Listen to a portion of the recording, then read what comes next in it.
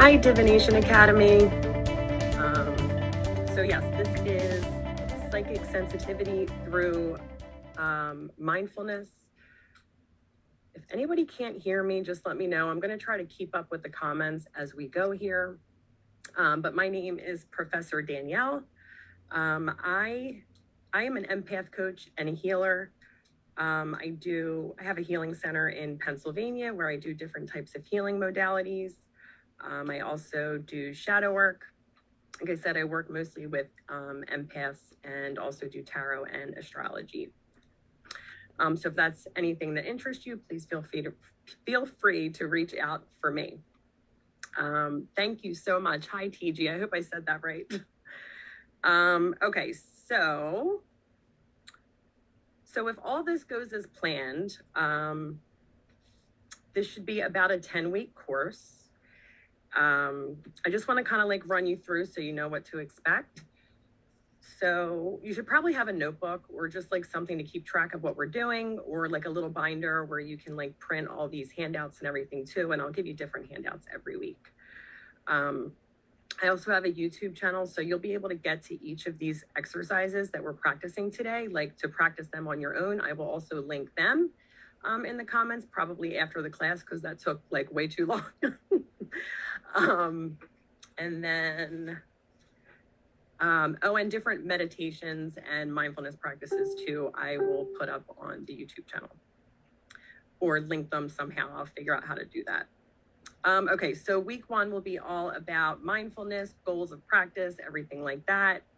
We'll do like the core mindfulness skills that you'll be able to work on throughout the week. And I'll just give you like different practices and that type of thing that you can do just to like make sure you practice the skills going on the week. Second week will be meditation, different types of meditation and what the benefits are. Then we will do week 3 will be trauma and how that keeps us stuck. And then we'll work to help release your trauma through meditation.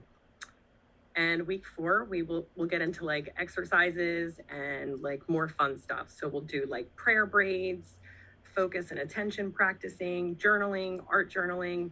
This is my favorite week because we do like Zentangle, and I don't know if anybody is familiar with that, but I love it. And it's like a wonderful mindfulness and meditation practice. Week 5, we're going to do body scan and body talk, breath practice, connecting with your intuition through your breath, grounding meditations, cleanse and calling back your energy, and shielding and all that will be in that as well.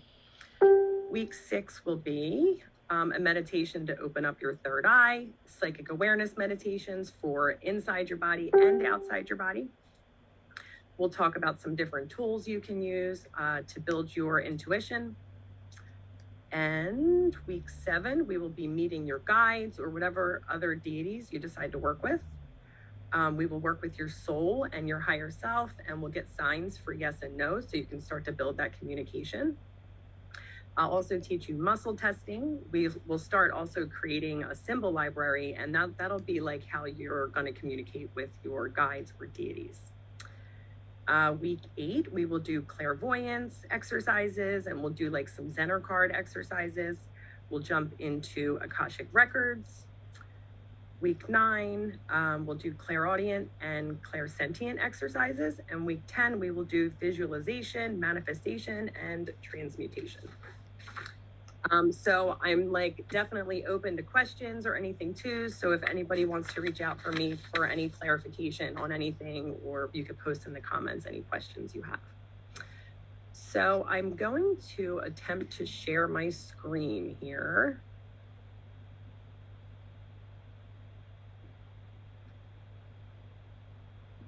Okay. So let me just check that you guys can see that.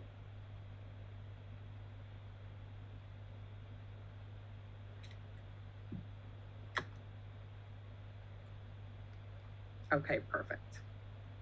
So before we jump like right into the exercises, I just wanted to share this one thing for you, or with you.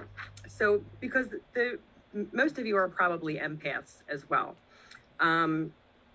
So this has been super helpful for me, like on my journey. And, you know, I know like a lot of empaths grow up just like not feeling like the same as everybody around them, like feeling different or being told you're too sensitive. And like that really gets to us. And for a lot of us, it's going to like almost shut us down psychically. I can remember when I was like, I don't know, 6 years old, I would always like know, like the next song that would come on not always, but a good amount of the time, like we'd be in the car and I'd be like thinking of that song and then it would play, or the phone would ring and I would know who it was going to be, like before, they answered. And this was like back in the before caller ID days. So I was like, oh my gosh, I wonder if I'm psychic. And I went and asked my mom. Now, let me just say, I was like this sensitive one in the family. So I always felt like the black sheep. So I went up to my mom and I asked, Mom, do you think there's any way maybe that I could be psychic? And I was like so embarrassed to even ask that question. But when I asked her, she laughed so hard. From that moment on, it just like shut me down. And I spent a lot of my life just wishing I could belong, and feel more like everybody else. So when I learned this, I was like, oh my gosh, there's a name for what this is. And the medical community is actually starting to acknowledge that there is a community of people that are just born more sensitive than others. So I don't know, I think that's pretty exciting. So I first wanted to start by going over what this is. Okay, so biosocial theory. Biosocial theory in DBT, because that's what we're getting these mindfulness skills from, is DBT. So it explains why some people struggle with controlling their emotions and actions by looking both at the biology and the social environment. So the bio part of biosocial theory asserts that some people are just born more sensitive to emotional stimuli than others. So if you are one of these people, you may feel emotions more frequently than others. You may feel like your emotions come out of nowhere and sometimes for no reason. You may feel emotions more strongly than others, and you may have a hard time returning to baseline after experiencing an intense emotion. Okay. So impulsiveness. If you struggle with emotions, you may find yourself acting impulsively at times, as these two things usually go hand in hand. If you're impulsive, you may struggle to inhibit behaviors, even though the behavior may hurt you in the long run. You may feel like some of your behaviors come out of the blue, and you may have a hard time consistently achieving your goals because your fluctuating moods get in the way.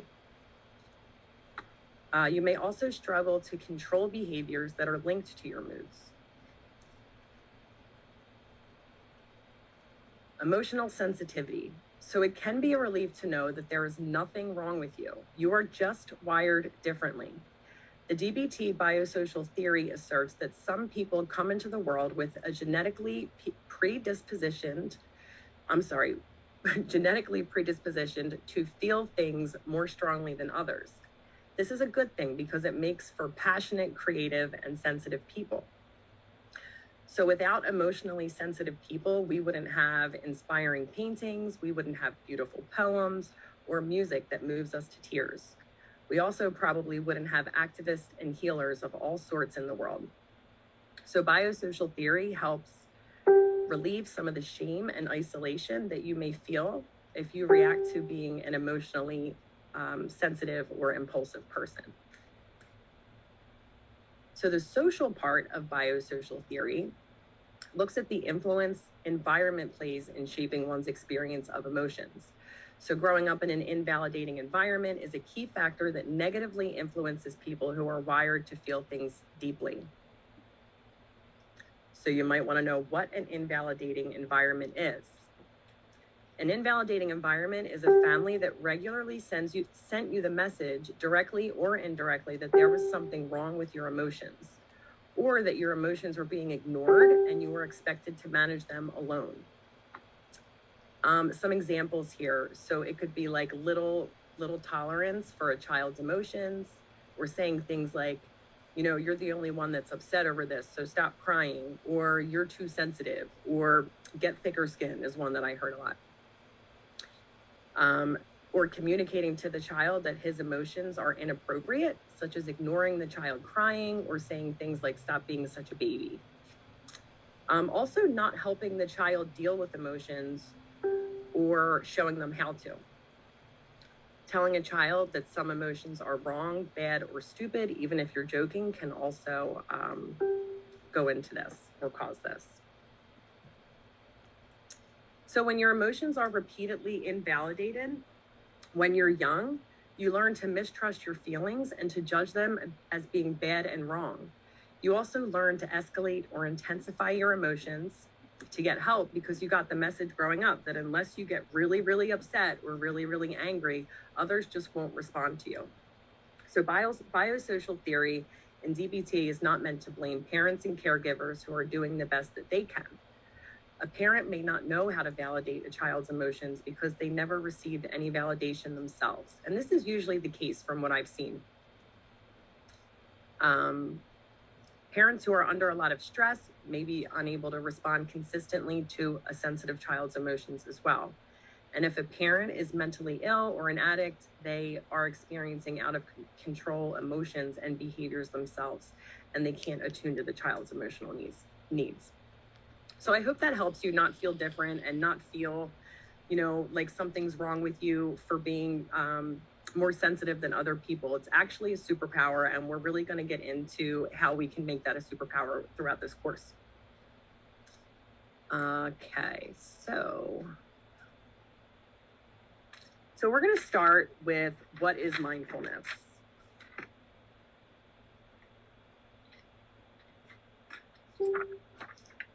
So feel free to go along with me in the class material, and that's linked, under this live. And just let me know if you can't get that. But okay, so what is mindfulness? Mindfulness is intentionally living with awareness in the present moment. So like waking up from automatic behaviors to participate and be present in our own lives without judging or rejecting the moment. So we're noticing consequences, we're discerning helpfulness and harmfulness, but letting go of evaluating, avoiding, suppressing, or blocking the present moment. So also without attachment to the moment. So attending to the experience of each new moment rather than ignoring the present by clinging to the past or grabbing for the future. Psychic sensitivity training must start with mindfulness. We have to become aware of the present moment and the energy inside our bodies and outside of our bodies. And this will come naturally when we start practicing mindfulness. A big part of that too is I really feel like I'm a firm believer that we have to make ourselves whole, right? So when we're rejecting all these different pieces of ourselves, or we don't like these pieces of ourselves, we're not whole anymore. And then it's really tough to connect with our intuition. So part of this is going to be like a healing journey for you as well, releasing trauma, learning self-awareness, and all of that will really help building your psychic awareness. So what are mindfulness skills? Mindfulness skills are specific behaviors to practice that one can put together to make up mindfulness. So I will upload a link, like I was saying before, to videos to practice each specific skill on its own. And then I'll also put up meditation and mindfulness practices that you can do, even when you're not in class or in between classes or however you choose to do it. I'm also open to doing group practices, of these skills. I feel like it's a really good way to learn when we can get together as a group and kind of do something like that. So if anybody is interested in that, please feel free to reach out, and then I'll work on putting that together as well. So our goals of mindfulness is to reduce suffering and increase happiness. So you can use mindfulness to reduce pain, tension, stress. We'll also increase awareness inside and outside of our body. We will increase our sensitivity to energy and help us remain in a calm state of mind. And from a calm state of mind, it's much easier to connect with spirit and our intuition.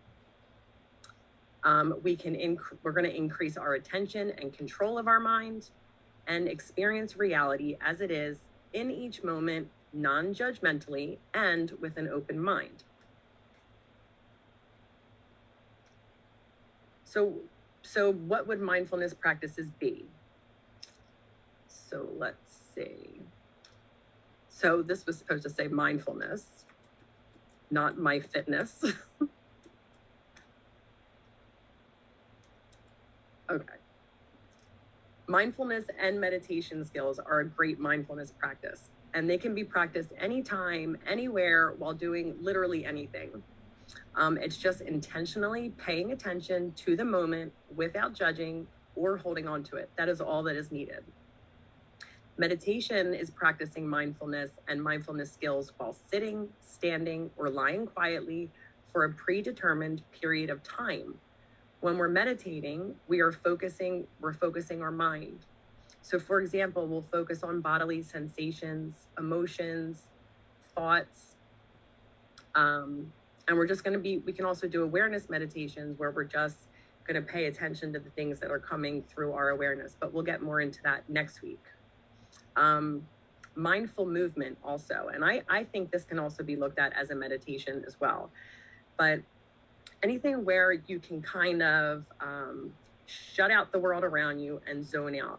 So different mindful movements could be yoga, martial arts, spiritual dancing, hiking, horseback riding, walking, and even art. Okay, so our first skill here is wise mind.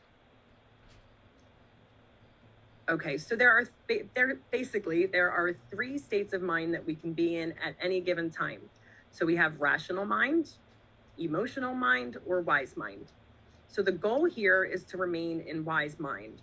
When we're in rational mind, we're approaching situations intellectually. You know, we're thinking logically and we're using past experiences. We're using facts and research as well as planning, and we are like laser focused. When we are in emotion mind, we are, reason and logical thinking can become difficult. We're only using emotions to make decisions. We can be very reactive. Emotions have a purpose though too, right? Like emotions can tell us how we're really doing. So we do want to try to bring a little bit of each piece and be in wise mind. So in wise mind, we are intuitive thinking. There's a balance between rational and emotion mind, and we're living mindfully. So different ways we can practice wise mind would be to do check-ins with yourself. So just stop at random points throughout the day and ask yourself, am I feeling emotional, analytical, or wise? Wise mind is that sweet spot. So another way to get yourself into wise mind would be to kind of drop into the pause in between the exhale and the exhale. So a good way to do this too is called square breathing, which we will get into more during our breath practice. But just so you can practice it now, you're going to inhale and pause, and then exhale and pause. And when you're dropping into that pause, for me anyway, it helps to try to focus on my heartbeat.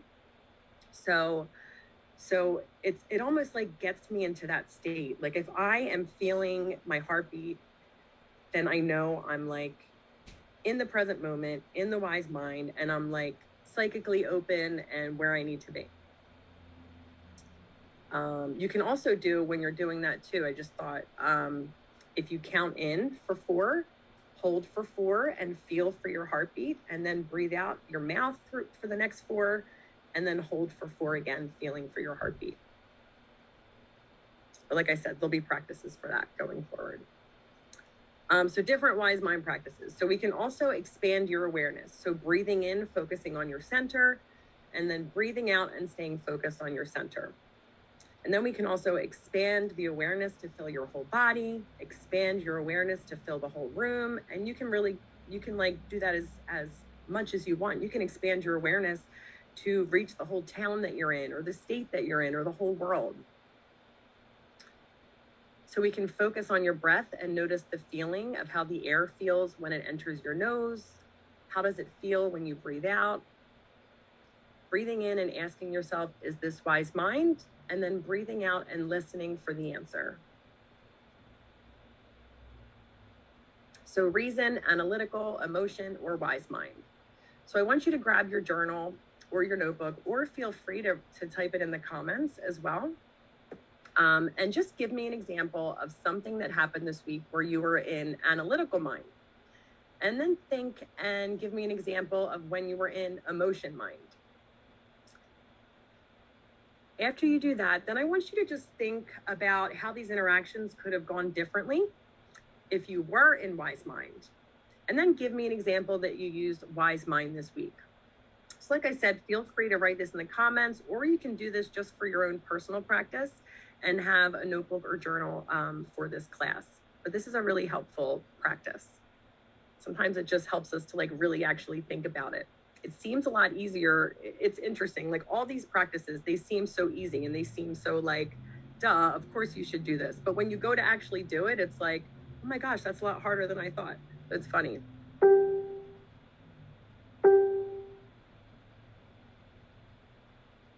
Okay. So what I would like to do is just a little exercise now. So I'm just gonna, I can see I do have one person watching, and I'm sorry if you're in the middle of typing these, the answers to the exercises. But what we can do now, if you wanna do that later, what we can do now is do a wise mind exercise. So you'll just kind of put your paper and pen down. And I want you to just sit upright in your chair, both feet on the floor,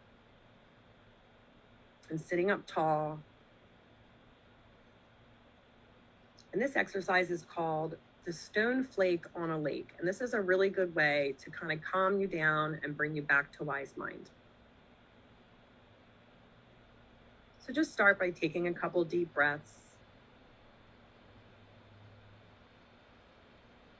In through your nose and out through your mouth.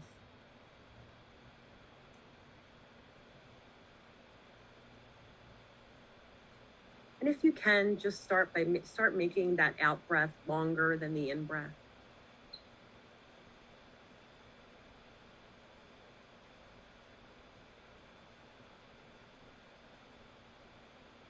And I want you to just start to imagine that you are by a clear blue lake on a beautiful sunny day. Then I want you to imagine that you are a small flake of stone, flat and light. And imagine that you have been tossed out onto the lake, and you are now gently, slowly floating through the calm, clear blue water to the lake's smooth, sandy bottom. And just notice what you see, what you feel as you float all the way down, perhaps in slow circles, floating all the way down to the bottom.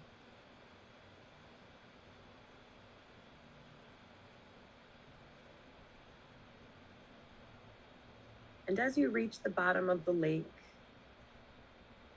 just settle your attention there within yourself.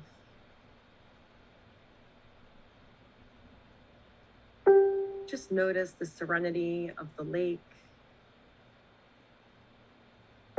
Become aware of the calmness and the quiet deep within.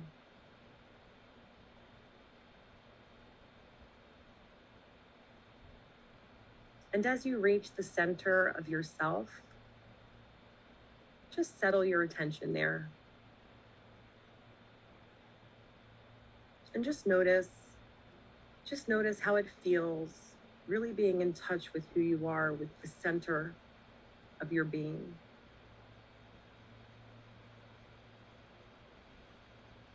And notice any thoughts that come into your awareness, and just let them go.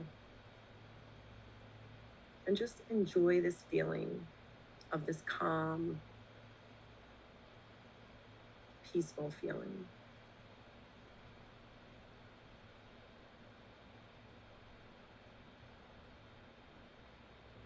Beautiful. So if you want, you can imagine yourself like coming back up through the water, or you can just start to wiggle your fingers and your toes and just bring yourself back to now. So this exercise works really well too when you are like when your nervous system is activated, when you are feeling a lot of emotion. If you could do this, you can even like record yourself saying this or something like that and just play it when you need as well. Okay. So we are going to be moving on to the next skill set. So they call this skill in DBT the what skills. So there are 3 parts of the DBT what skill. Observe, so observing your thoughts, moods, and actions. Describe, so sticking to the facts, no labels, no judging. And then participate. So the goal is to participate 100% in everything that you do. Okay, so the DBT what skill. So I always talk about the Teflon mind when we start talking about the what skills. And this has been really, really helpful for me, and I hope it'll be really helpful for you too.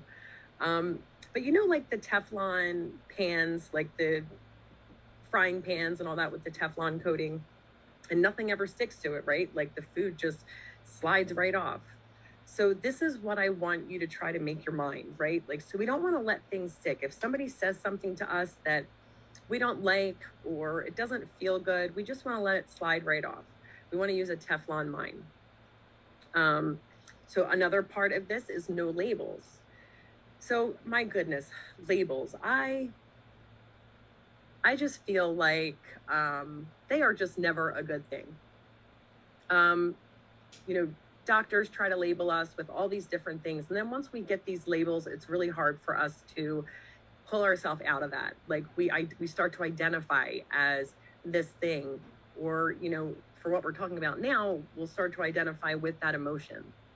So just changing or shifting the way we say things will help our subconscious and really just even our conscious mind to not stay stuck in these things. So instead of saying I'm anxious, start saying I'm feeling anxious, and just see how that shifts your mindset. So also, a thought is just a thought, and a feeling is just a feeling. We want to practice letting things go, not letting anything stick, being that Teflon mind. And then just sometimes we have to remind ourselves that everything is temporary. The emotion will only last 90 seconds. I couldn't believe when I heard this statistic. When we get an emotion, when we experience any emotion, that emotion will only last for 90 seconds. And it feels much longer, right?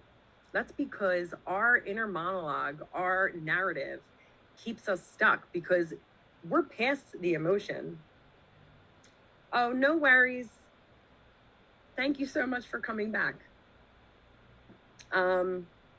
Okay, so yeah, so if we can shift this inner narrative and stop spinning all these things into more than what they really are, and we stick with that emotion for 90 seconds and let it go, we are doing ourselves a huge favor.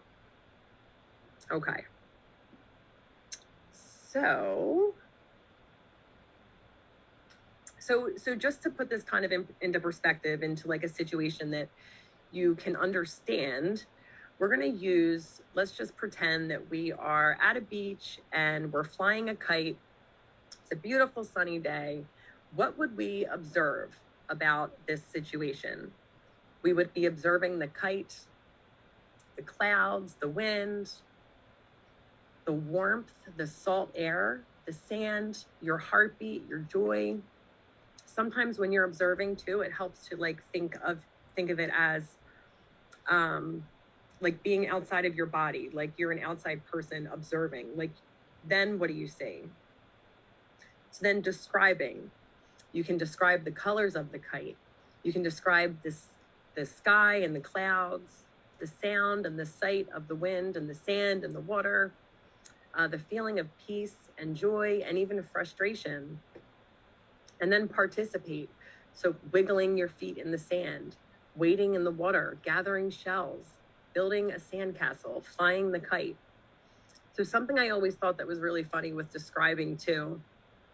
Actually, you know what? We're going to get to that. I'm skipping ahead. Okay.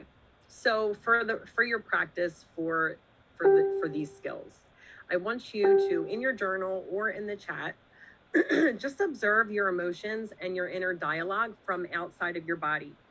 See your actions as separate. You are not your emotions. You are experiencing them. And then I want you to describe.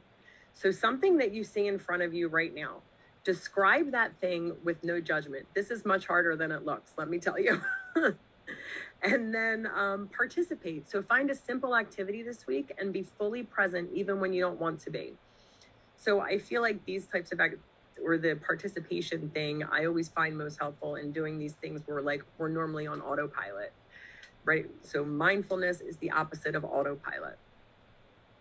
So like brushing your teeth, for example, like trying to really be present for that. Okay, so jumping on, I know I'm throwing a ton of information at you at one time, but that's why I'm going to link all these skills separately too, so you can go back and rewatch, just specific skills. So we're going to jump into the how skills. Okay.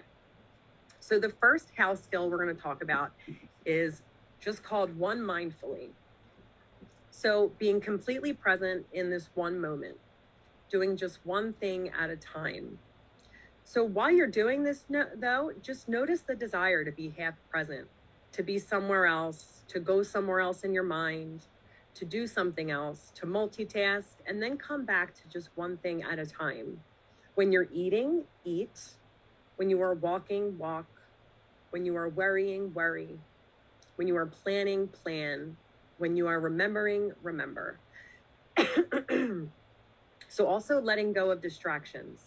So if other actions or thoughts or strong feelings distract you, just go back to what you were doing again and again and again if you have to.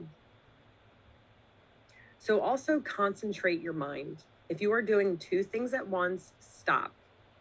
Go back to just doing one thing at a time. This is going to be the opposite of multitasking. So autopilot would be the opposite of one mindfully. Okay, so one mindful practice for this week. So this week, for the one mindful practice, just pick a simple activity. So something that you do most likely on autopilot. So this is kind of like the last exercise homework, but like brushing your teeth or doing the dishes, and be 100% mindful and present for this activity. So if you're brushing your teeth, for example, is the water cold or warm? How do the bristles feel on your teeth and gums? Do you feel cleaner when you're finished? How does the toothpaste feel in your mouth? How does it taste? So really being aware of like all these little things that we take for granted. Be completely present, only doing that one thing at a time, and then journal about your experience, or feel free to put it in the chat as well. Okay, so the next how skill is non-judgmental. So I want you to just pay attention, just notice your judgments, but don't evaluate them as good or bad, like or dislike. This is tricky. Seriously, this could be tough. It's funny when you start to judge yourself judging. But take an honest analysis of your reality too. Is this feeling harmful or helpful? Is this judgment harmful or helpful? Replace your judgment with facts. So I shouldn't versus I don't want to. So you see the difference there?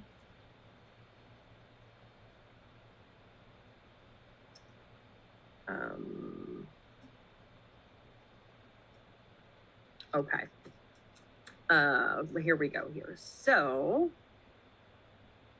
accepting reality, acknowledge and validate all of the truths and proceed with caution while you're doing this. You don't want to rush into anything here. We want to start to like get into the habit of thinking before we just react. Like I said, don't judge yourself judging.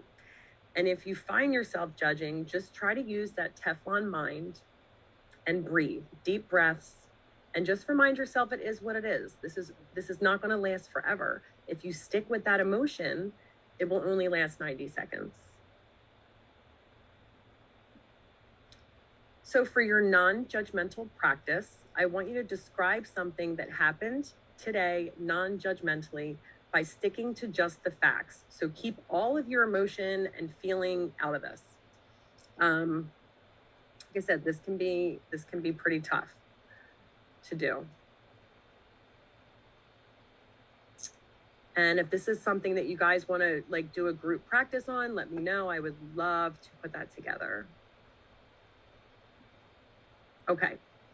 So our next house skill is effectiveness. So we want to be mindful of our goals in any situation that we're in. We want to stay goal oriented. We want to do what is right in the moment, doing just what works. We don't want to let emotion mind get in the way of being effective. We want to play by the rules. We want to act as skillfully as you can.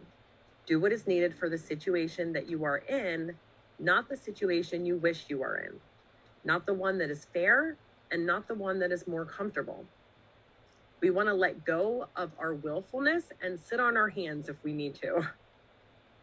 Sometimes this can just look like distracting yourself, crying, writing, art, music, whatever works best for you. For effectiveness practice, I want you guys to remember this week to try to give up being right and just do what's effective in that moment. Journal about that experience and how it would have gone differently if you were not using effectiveness.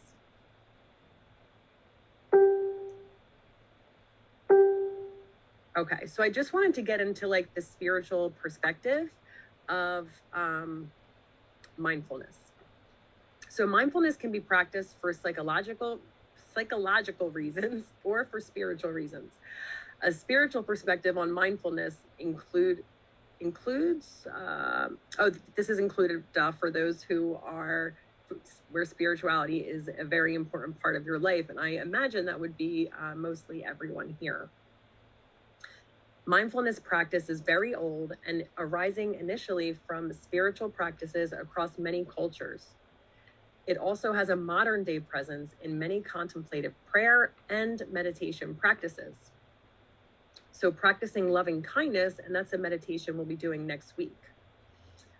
So that helps us too, because anger, hate, hostility, and ill will towards ourselves and towards others can be very painful. So loving kindness is an ancient spiritual meditation practice to help you release all of those feelings. So balancing the doing and being mind. So being in wise mind, which is also called skillful means, is a term in Zen that refers to any effective method that aids you in experiencing reality as it is, or to enter into wise mind. So a lot of these techniques we get from Buddhism, especially. So let me see. Yes. So in your handouts this week, I just wanted to go over that real quick. It's a pretty thick packet, but you don't have to go through each one if you don't want to. You can just use the handouts for the skills that you're working on. And you don't have to do it all this week. You can do one skill per week if that's easier for you. But there's also little calendars in there so you can track each skill and practice each skill as the week goes on, where you could just like fill in the box, for each skill that you practice. And then we'll give you like practice scenarios and all these different types of activities. So yeah, if you guys want to do a group for this class, just comment in the chat It doesn't have to be now, even if you're watching it later and you're interested in a group, just drop a comment and let me know. And that way I can put this together and we could maybe do, you know, a different group exercise or group practice each week for whatever class we're on. I think that might be helpful if anybody wants to do that. Yes, so that is going to be it for class today.